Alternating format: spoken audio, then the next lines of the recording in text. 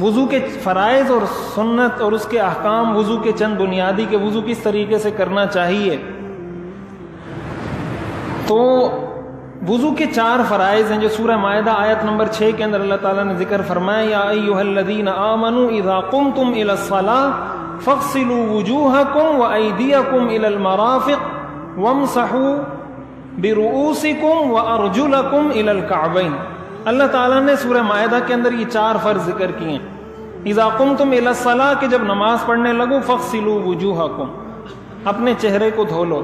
تو پورے چہرے پر یعنی پیشانی پر جہاں سے بال شروع ہوتے ہیں وہاں سے لے کر توڑی کے نیچے تک، اور یہ کان کی لو کہلاتی ہے جو نرم حصہ ہے، اس لو سے لے کر اس لو تک، یہ وہ چہرے کا ایریا ہے جس کو وضو میں 1 مرتبہ دھونا فرض ہے.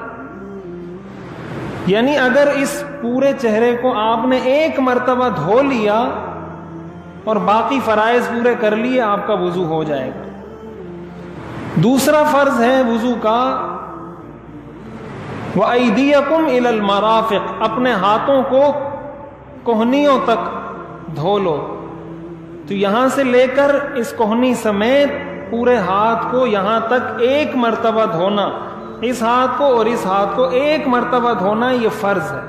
1 مرتبہ پورے چہرے کو، 1 مرتبہ دونوں ہاتھوں کو، اور پھر 1/4 سر پر مسح کرنا. مسح کہتے ہیں گیلا ہاتھ کسی جگہ پھیرنے کو مسح کہا جاتا ہے. آپ کا ہاتھ گیلا ہے، آپ کہیں اس کو پھیر دیں، عربی میں اس کو مسح کہتے ہیں. 1/4 کا مطلب یہ ہوتا ہے کہ اگر آپ سر کے 4 حصے کریں اور ان 4 حصوں میں سے کسی ایک حصے پر آپ گیلا ہاتھ پھیر دیتے ہیں، فرض مسح پورا ہو جائے گا. اگر آپ نے ایسا نہیں کیا تو آپ کا مسح نہیں ہوا، جب مسح نہیں ہوا نماز نہیں ہوئی. اور چوتھے نمبر پر کہ ٹخنوں سمیت دونوں پاؤں کو 1 مرتبہ دھونا. یہ 4 تو فرائض ہیں، چہرہ، ہاتھ، سر کا مسح اور پاؤں دھونا. یعنی ان میں سے اگر کوئی کام نہ کیا یا کیا لیکن چہرہ، ہاتھ اور پاؤں دھوتے وقت کوئی جگہ خشک رہ گئی تو وضو نہیں ہوگا. یہ بات اچھے طریقے سے یاد رکھیں. اس کے بعد ہم آتے ہیں وضو کی سنتوں کی طرف کہ وضو کا مسنون طریقہ کیا ہے. تو وضو کی ایک سنت تو یہ ہے کہ انسان نیت کرے وضو کرنے سے پہلے. نیت کیا کرے کہ میں یہ وضو اس لیے کر رہا ہوں تاکہ اس کے ذریعے میں نماز پڑھ سکوں، تاکہ اس کے ذریعے میں قرآن کی تلاوت کر سکوں، تاکہ اس کے ذریعے میرے لیے وہ عبادات جائز ہو جائیں، حلال ہو جائیں جو بغیر وضو کے جائز نہیں ہیں. اگر بغیر نیت کے آپ وضو کریں گے وضو ہو جائے گا لیکن وضو کا ثواب نہیں ملے گا. کیوں؟ انما الاعمال بالنیات، اعمال کا جو ثواب ہے اس کا دار و مدار نیت پر ہے. اگر آپ نے ویسے ہی وضو کر لیا، کچھ نیت ہی نہیں ہے. اور ظاہر ہے کہ انسان جب وضو کرتا ہے تو اس کی نیت ہوتی ہے. نیت کے بارے میں ہمارے ہاں یہ بہت بڑی غلط فہمی پائی جاتی ہے کہ لوگ کہتے ہیں کہ زبان سے نیت کیسے کریں. تو نیت زبان سے بولنے کو نہیں کہتے، نیت کہتے ہیں دل کے ارادے کو. زبان سے کوئی کہتا ہے تو کہنا جائز ہے، ناجائز نہیں ہے، لیکن یہ ضروری یا کوئی ایسی کوئی چیز نہیں ہے کہ انسان اس کو اپنے سر پہ سوار کر کے پریشان ہوتا پھرے. تو وضو کی نیت کا بھی یہی مطلب ہے کہ انسان جب وضو کرتا ہے اس کی یہی نیت ہوتی ہے کہ میں نے نماز پڑھنی ہے. لیکن تھوڑا سا توجہ سے کہ جب وضو میں ہم یہ تصور بھی پیدا کریں گے کہ میرے گناہ دھل رہے ہیں تو نیت خود بخود ہماری ہو جائے گی. اسی کے ساتھ ساتھ بسم اللہ پڑھیں. ہر اچھے کام سے پہلے بسم اللہ پڑھنی چاہیے، اور کوئی ناجائز اور حرام کام ہے اس سے پہلے بسم اللہ پڑھنا ناجائز اور حرام ہے. اسی طرح وضو سے پہلے دونوں ہاتھوں کو، اس کو گٹھے کہا جاتا ہے، کہ دونوں ہاتھوں کو گٹھوں تک دھو لیں. دونوں ہاتھوں کو پہلے دھو لیں یہاں تک، اور اس کے بعد کلی شروع کریں، اس کے بعد ناک میں پانی ڈالیں، یہ شروع کریں. اسی طرح کلی کرنا یہ بھی سنت ہے. کلی کہتے ہیں منہ میں پانی ڈالنا. یعنی اگر کلی کسی نے نہیں کی تو اس کا وضو ہو جائے گا لیکن یہ سنت اس کی رہ جائے گی. اور 3 مرتبہ کرنا یہ سنت ہے. اور کلی کا مطلب یہ ہوتا ہے کہ انسان پانی منہ میں ڈالے تو اچھے طریقے سے پانی کو منہ میں ہلائے تاکہ جو بھی چیزیں ہیں اس کے منہ میں، ذرات ہیں کھانے کے، جو بھی چیزیں وہ اس پانی کے ساتھ نکل جائیں، تاکہ نماز میں وہ پھر کوئی چیزیں چباتا نہ رہے، اس کی نماز میں توجہ منقسم نہ ہو۔ اسی طرح ناک میں پانی ڈالے اور ناک کو جھاڑ کے صاف کرے تاکہ وہ بھی اس کو نماز میں تنگ نہ کرے۔ تو 3 مرتبہ کلی کرنا، 3 مرتبہ ناک میں پانی ڈالنا، یہ بھی سنت ہے۔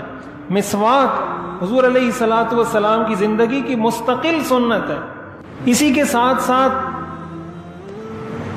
ہاتھوں کی انگلیوں سے، یعنی جب آدمی وضو کر رہا ہے تو ہاتھوں کی انگلیوں کا خلال کر لے، مقصد یہ ہو کہ پانی اگر کہیں نہیں پہنچا تو پہنچ جائے۔ دیکھیں اگر آپ کو یہ اندیشہ ہے کہ میری انگلی کے اندرونی حصے تک پانی نہیں پہنچا، اس صورت میں خلال کرنا فرض ہے۔